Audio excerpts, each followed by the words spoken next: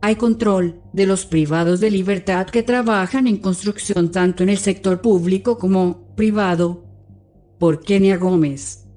Hay un movimiento grande para trasladar a privados de libertad para que trabajen ad honorem para empresas de personas del gobierno.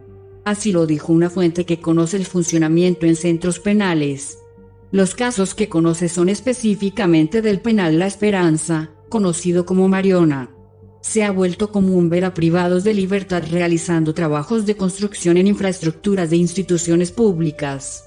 Han trabajado en la remodelación de escenarios deportivos, como la Villa Centroamericana, en la Universidad del Salvador, el Estadio Mágico González, y en el Gimnasio Nacional, Adolfo Pineda. Esto fue posible por un convenio entre centros penales y el Instituto Nacional de los Deportes, INDES. Quienes han trabajado en escenarios deportivos, se supone son reos en fase de confianza, y estaría fundamentado en el artículo 105A de la Ley Penitenciaria.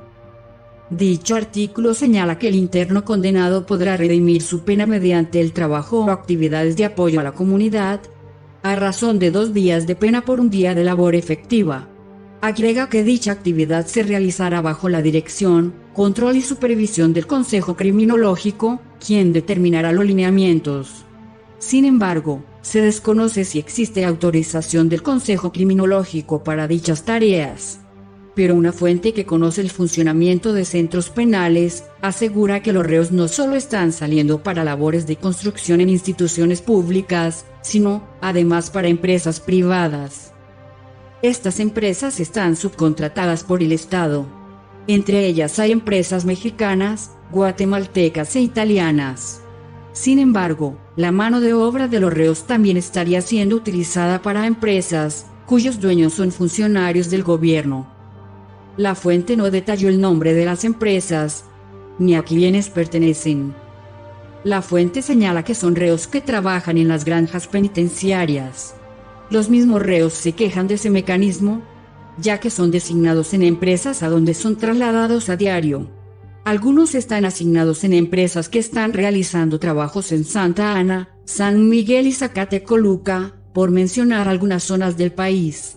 Son llevados en buses de las empresas y son designados a trabajos que pueden durar 6 y hasta 8 meses. Hace pocas semanas movieron un contingente de 1.500 privados de libertad, dijo la fuente, quien ha conversado con ellos y le han mostrado su descontento. Ese mecanismo no permite que los reos que quieren estudiar lo hagan. No los están dejando estudiar a los privados de libertad, unos quieren estudiar, pero no hay mecanismos de superación. Pero sí usan la mano de obra para fines familiares, agrega. Al ser trasladados de manera constante, no pueden estudiar o aprender un oficio, es el reclamo de los reos.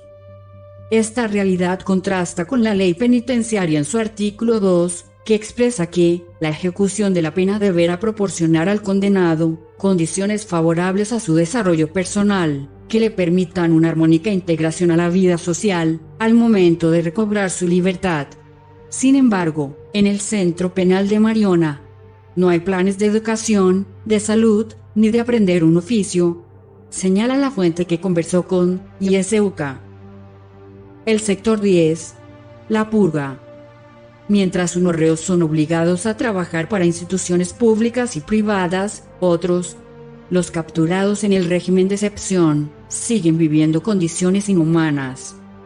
El más claro ejemplo es el penal de Mariona, donde está el sector 10, conocido como la purga o el Vietnam. Así le llaman los reos. Este sector agrupa a los privados de libertad en una especie de jaulas. Están en celdas en forma de cuadros, como una especie de jaulas donde los dueños de circo guardan las fieras, describe con detalle la fuente que conversó con ISUCA. Son de un aproximado de unos 50 metros de alto, donde difícilmente los reos pueden ponerse totalmente de pie. Caminan agachados o permanecen la mayor parte del tiempo sentados. Las celdas, más parecidas a jaulas, están colocadas una encima de otras.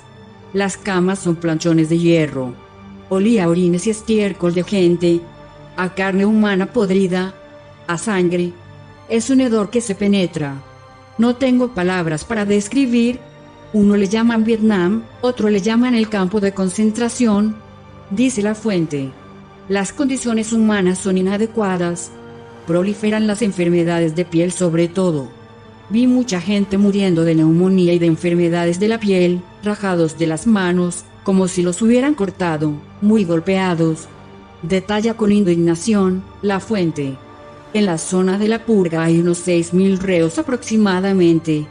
Solo hay un pasillo al centro. Yo no entiendo cómo hacen para sacarlos porque son jaulas tras jaulas. Es inhumano, reitera. Según la fuente, solo hay gente capturada durante el régimen en ese sector. No pueden hablar, si lo hacen los custodios, les dan el garrotazo en la boca, no se pueden acercar a uno. Ese sector 10 debería desaparecer, tal como está, es bien inhumano. Dice la fuente que pudo constatar la situación. Las condiciones en el sector 10 son distintas a otros sectores como el 3, donde los reos ya pueden salir a tomar el sol. Han escuchado que para algunos las condiciones han cambiado un poco, pero podría ser por la intercesión de la Iglesia Católica.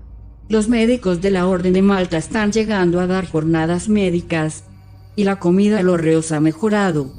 También ha ingresado el Comité Internacional de la Cruz Roja, 6CR, afirma la fuente. Régimen de excepción, el botín de guerra de Bukele. La vida de los privados de libertad en las cárceles no ha cambiado mucho.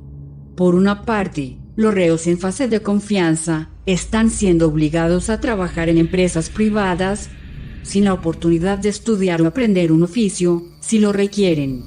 Por otra parte, los capturados en el régimen de excepción continúan viviendo condiciones inhumanas.